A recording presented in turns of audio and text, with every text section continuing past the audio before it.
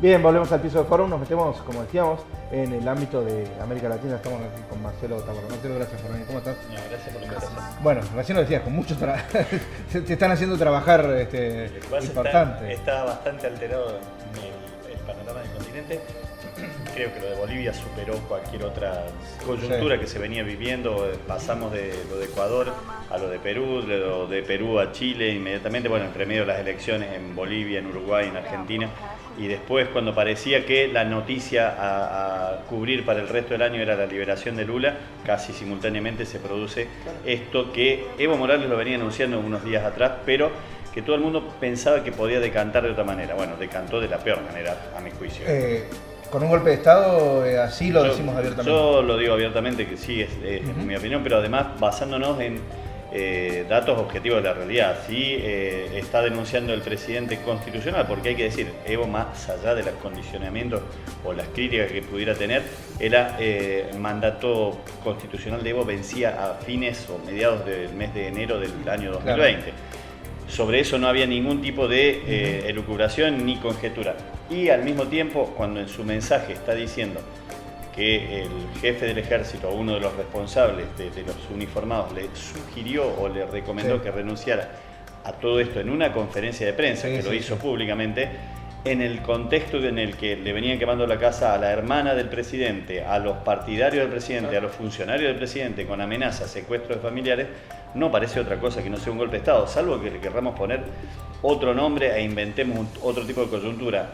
Bueno, Fabri hoy no lo quiso admitir, digamos. Sí, pero Susana Malcorra, la ex canciller, quien le precedió en el Palacio San Martín y que tiene un alto prestigio a nivel internacional como funcionaria de la ONU, lo dijo sin ningún tipo de tapujos. Y miembros del propio Ejecutivo, de la propia coalición que está en el gobierno, la que va a dejar el gobierno el 10 de diciembre, como el propio diputado Mario Negri, Ricardo Gil Lavedra, diputado Lipovetsky, es decir, hablaron sin ningún tipo de tapujos de golpe de Estado. Determinar si es o no un golpe de Estado depende exclusivamente de los datos objetivos o también de las cuestiones ideológicas. Yo creo que en este caso pasa por las dos cosas y me parece que si uno separa el continente en lo que se han conformado ahora como dos grandes bloques o grupos, por un lado el grupo de Lima, que estamos con el actual gobierno argentino integrando esa coalición de países que están Chile de Sebastián Piñera, Perú de Manuel Vizcarra, Colombia de Iván Duque, Brasil de Jair Bolsonaro y de Estados Unidos de Donald Trump.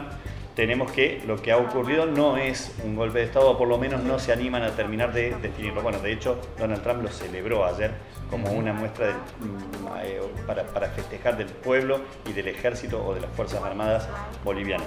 Por el otro lado tenemos el Grupo de Puebla, donde va a estar Argentina a partir del 10 de diciembre y donde está también Andrés Manuel López Obrador de México, el actual gobierno de Uruguay, no sabremos el próximo, veremos qué pasa con la segunda vuelta de fines de noviembre, y una serie de países que estaban bregando en este momento o que son opositores, por ejemplo, el propio Lula da Silva, que ahora recuperó su libertad, otros mandatarios como Ernesto Samper de Colombia, es decir, toda otra interpretación que no dudó en calificarlo como golpe de Estado y está bregando tuvo mucho que ver en la salida de Evo hacia México pidiendo el asilo y está bregando por que no se reconozca o porque de alguna manera esto que queda instaurado, si es golpe o no es golpe, va a tener efectos hacia el futuro, porque tiene que ver también con quién va a ocupar el cargo de ahora en más.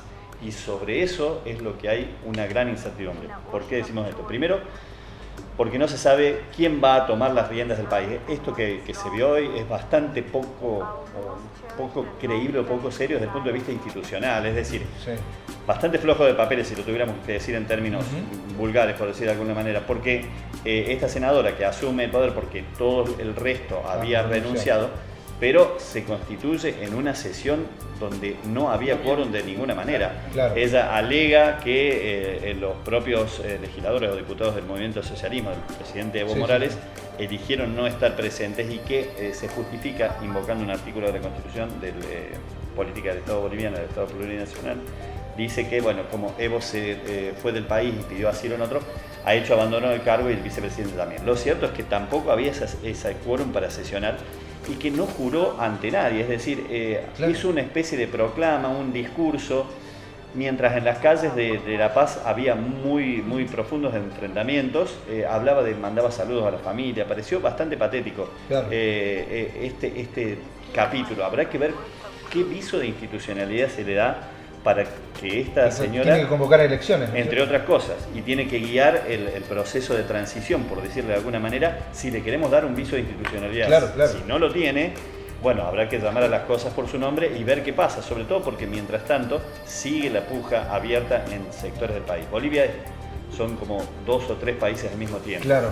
De hecho se decía, muchos de los que manifestaban a favor de Evo decían, vienen a tomar el poder los blancos de Santa Cruz. Exactamente. ¿No? Era la puja y es muy interna fuerte ahí. porque en esta crisis apareció un personaje que Luis Fernando Camacho, Sí. o como él se hace denominar, el macho Camacho. Sí. ¿Es el Bolsonaro de Bolivia?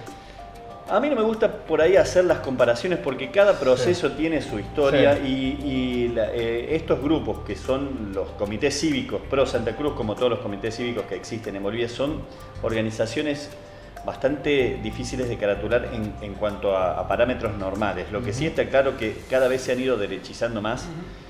Yo recuerdo cuando cubrí, entre otras cosas, después de la guerra del gas, cuando Mesa todavía era presidente, Evo era candidato opositor y que tuve ocasión de entrevistarlo a Evo cuando todavía era diputado, y cuando Evo recién ganó la elección en diciembre del 2005, pasé por Santa Cruz después de haber estado en La Paz cubriendo los festejos de los 2 tercios, digamos, representados en el primer presidente de extracción indígena, y en Santa Cruz de la Sierra, esto no me lo contaron, me lo dijeron, además de ser un luto, los integrantes de aquel entonces de ese comité cívico, recuerdo el apellido de uno de ellos que era Costas, hablaban de que el indio no va a durar 6 meses. Bueno, en enero Evo Morales cumpliría 14 años en el Palacio Quemado, otro datito. Palacio Quemado se llama porque ya una vez lo quemaron, no sería solamente en sentido figurado, ¿no? Marcelo, ¿qué rol cobró y cobrará a partir de ahora la Organización de los Estados Americanos? ¿Qué intereses hay detrás? ¿Qué rol tuvo en estas elecciones presuntamente fraudulentas de Bolivia? Bueno, 2 o 3 cuestiones. Primero, interesante el enfoque para hacer. Luis Almagro, uruguayo, que perteneció al Frente Amplio, fue canciller incluso de los gobiernos del Frente Amplio, ha tomado una postura que para muchos es absolutamente sesgada, es decir, condenó enfáticamente siempre el gobierno autocrático de Venezuela, pero no tuvo la misma vara para medir, por ejemplo, lo que pasó con Dilma Rousseff y el impeachment en Brasil, que terminó con su destitución, o la llegada de Bolsonaro y sus apreciaciones tan particulares sobre la dictadura en general y sobre todo la dictadura chilena.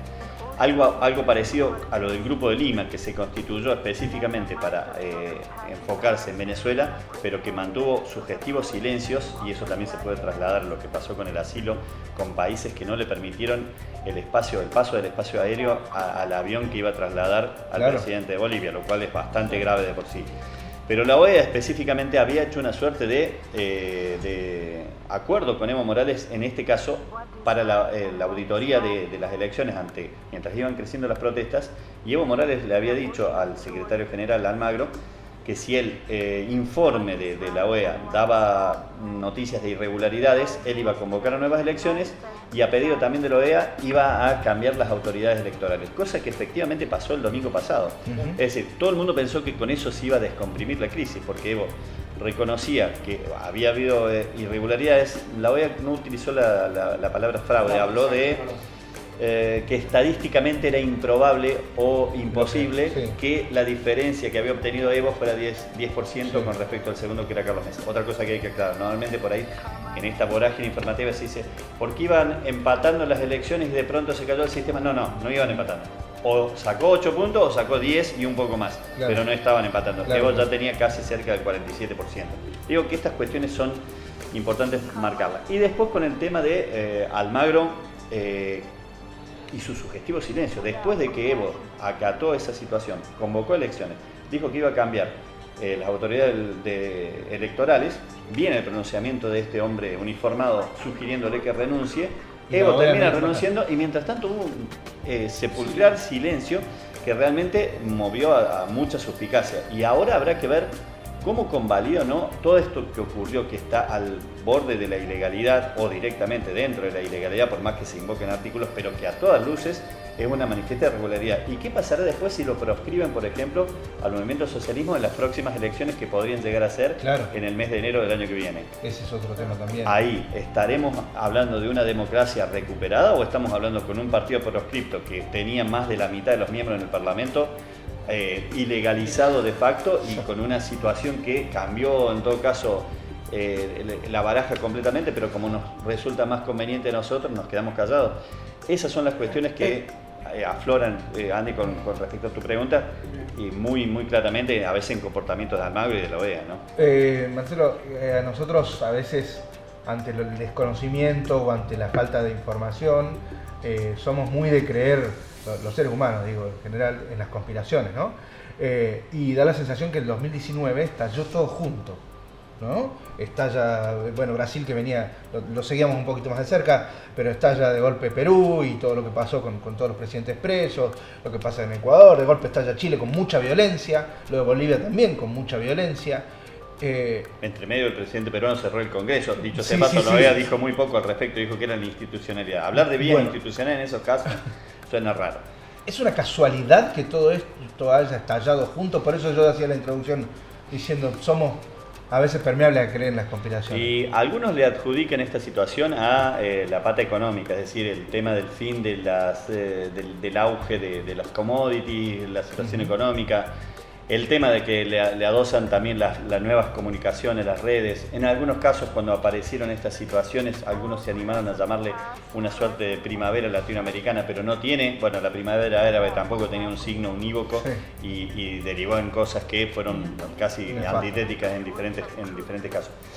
Yo la verdad que creo que cada proceso tiene su propia historia. Sí creo que por ahí hay conexiones entre ellos y que por ahí algunos pueden llegar a ser reacciones de otros, es decir, no me cabe duda que puede haber influido, por ejemplo, lo que se veía que estaba ocurriendo en Chile, como que era el modelo a seguir o la panacea mostrada por algunos sectores, sobre todo adscritos al liberalismo o el neoliberalismo, y de pronto cuando se derrumba el modelo o se desnuda lo que eran la estafa de las AFP, se cae un prócer y de pronto eso puede haber influenciado también en muchos votantes, no digo que lo haya sido, pero tal vez que hayan concurrido a las urnas en Argentina, podría haber ocurrido eso también.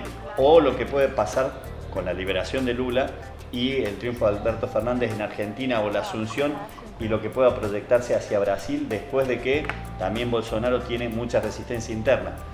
Pero a veces los que están, bueno, estos hilos de estos bloques yo creo que sí hay que seguirlos, porque ahí hay dos bloques que se han perfilado nítidamente y que teníamos la grieta argentina, ahora tenemos una grieta latinoamericana bien marcada, ¿no? Yo creo que la grieta en realidad en todos lados existe, lo estábamos viendo, bueno, hubo elecciones este domingo en España también, se pusieron de acuerdo después de no sé cuántos desacuerdos Pedro Sánchez y Pablo Iglesias para tratar de hacer un gobierno de coalición, entre comillas, de centro-izquierda. ¿Por qué? Porque en realidad no los unió el amor, sino el espanto de Vox, que ahí está el otro lado de la grieta con la ultraderecha resurgida después que lo sacaron a Franco del Valle de los Caídos, aparecieron los de Vox en las urnas, ¿no? Marcelo, ¿tenemos que tener miedo de los totalitarismos? Siempre. No digo ante esta coyuntura y esta grieta tan marcada que se está pronunciando en y sobre todo no tener miedo a acostumbrarnos a estas situaciones, es decir, que alguien no reconozca que esto fue un golpe o que no termina de decir de la forma porque no nos conviene, mejor nos callemos o le busquemos la vuelta para decirlo de una manera, es decir, hay que decirlo con todas las letras. Por ejemplo, este hombre Camacho, con todo lo que viene atrás, representa el racismo cruceño, clasista, que no le permitía a las cholas o a las mujeres bolivianas pasar por la misma o ir por la misma vereda cuando ellos venían. Es decir, es una regresión. Yo casi por ahí, está tan grave la situación que no me animaba a ponerlo, pero por ahí en una suerte de juego de palabras decía, al final supuestamente se quisieron despojar de Evo, pero para volver al medioevo en realidad, porque muchas de estas cuestiones son realmente un retroceso no de 10, sino de 50 años. Sí, perdón Andy, porque quiero con esto yo al menos cerrar mi parte. Si Evo en su momento le hubiese hecho caso al referéndum, toda esta situación se hubiese apaciguado un poco. Estas cuestiones contrafácticas son difíciles de responder. Claro, ¿no? Porque estamos haciendo hipótesis. Uno tiende a pensar que sí, es más, yo creo que en ese caso si él se hubiera retirado, pero creo que se hubiera ido como un prócer prácticamente. Bueno, hoy acá en algunos programas de tele veía que en porteños que igual lo seguían llamando prócer. Habrá que ver cómo sale Evo de esta situación, porque ojo, que si la situación empeora en Bolivia y se va degenerando o empeorando cada vez más, un regreso de Evo no es tan descabellado pensarlo, no digo en el corto plazo, pero tal vez a mediano plazo. No nos olvidemos que los liderazgos de este tipo que han sido muy fuertes, yo creo... sobre todo con los índices económicos que obtuvo como Morales, totalmente, ¿no? Totalmente, que todo el mundo se los reconoció. Claro. Pero por ejemplo, a ver, si él hubiera aceptado esto, uno tiende a pensar de que, por ejemplo, la figura ideal para reemplazarlo era Álvaro García Linera, su vicepresidente. Una luz desde el punto de vista de lo intelectual, en los planes económicos dicen que buena parte es su ingenio, la clave del éxito. El tema es que no haber formado otro dirigente, porque dicen que para los 2/3 que Evo representa, Álvaro era demasiado... no quiero decirlo como demasiado blanco, demasiado gringo, entre comillas, y no representaba. Una de las tesis fue esa. Otras que dicen que en realidad fueron los movimientos sociales los que impulsaron a Evo a tomar la decisión de hacer un referéndum que totalmente extemporáneo, 3 años antes de que fueran las elecciones, en 2016, y que habiéndolo perdido fueron los mismos movimientos sociales o políticos de base de Evo los que hicieron esto de presentar, invocando la Carta de Derechos Humanos de Costa Rica ante el Tribunal Constitucional, una salida de que no se le permitiera, no se le restringiera el derecho político a volver a presentarse. Creo que a todas luces hoy, si uno lo ve, sí, es un error por todo lo que le dio pie, porque le dio pie. Pero si uno lo ve desde otra vereda, Lula hizo todo lo que debió hacer. Preparó a Dilma, la sindicó, la hizo presidenta, la hizo reelegir, porque me consta, habiendo estado cubriendo esas elecciones, que en la segunda elección que gana Dilma la situación contra Ezio Neves venía muy mal, y solo el carisma de Lula la hizo resurgir en las urnas, y sin embargo vimos lo que fue el impeachment y cómo terminó, siendo que Rousseff es la que menos pruebas tuvieron para condenar. Por último, nos están echando. ¿Qué tan importante es que para los ciudadanos nuestros líderes, nuestros políticos se pronuncien de tal o cual manera? Diego Mestre tuvo un tuit muy desafortunado en el que no reconoció y avaló lo que sucedió en Bolivia. Pero Schiaretti recién hoy, 48 horas, un poco más después de lo sucedido, tomó posición respecto a que es un golpe de Estado. Y yo creo que es importante desde el punto de vista del liderazgo. Si uno le esquiva el bulto de estando en la política, en la arena política, se supone que tiene que tener el ejercicio y las convicciones para definir las cosas por su nombre. Yo creo que en ese caso, bueno, sí, comparando lo de Diego Mestre con lo de Mario Negri, por ejemplo, que fue bastante contundente en el sentido contrario, y que de hecho rompió un poco la idea o lo que ha hecho Malcor Raboy en disonancia completa con lo que había dicho Forí o con el presidente Macri incluso. Yo creo que ahí también se ven un poco las posiciones, porque muchos tratan a veces de acomodar discursos llevar agua a su propio molino, pero la contingencia es muy urgente y es muy grave, y en determinadas cuestiones, por más que la situación sea compleja, creo que por ahí no es bueno tener medias tintas, y hay que condenar lo que después puede llegar a sentar un precedente muy grave. Nosotros habíamos ya archivado para siempre lo que era la presencia de militares dando un golpe. Qué tristeza volver a hablar de todas estas cosas. Y hoy puede pasar en Bolivia. No se sabe lo que pueda pasar el día de mañana en Brasil, por ejemplo, donde tienen un vicepresidente que es militar, y cuando Bolsonaro cumpla 2 años en el poder y tal vez los militares crean que ya no cumple la función que ellos querían que cumpliera, tal vez sean ellos mismos los que impulsen el impeachment para quedarse con el poder en Brasil. En eso, gracias a Dios, en Argentina creo que estamos un pasito adelante hoy, ¿no? Gracias, Marcelo. Gracias por la invitación. Muy valiosa tu participación, muchísimas gracias. Nos vamos, Andy, nos despedimos. Por supuesto, será hasta el próximo martes aquí 21 horas. Gracias, chao.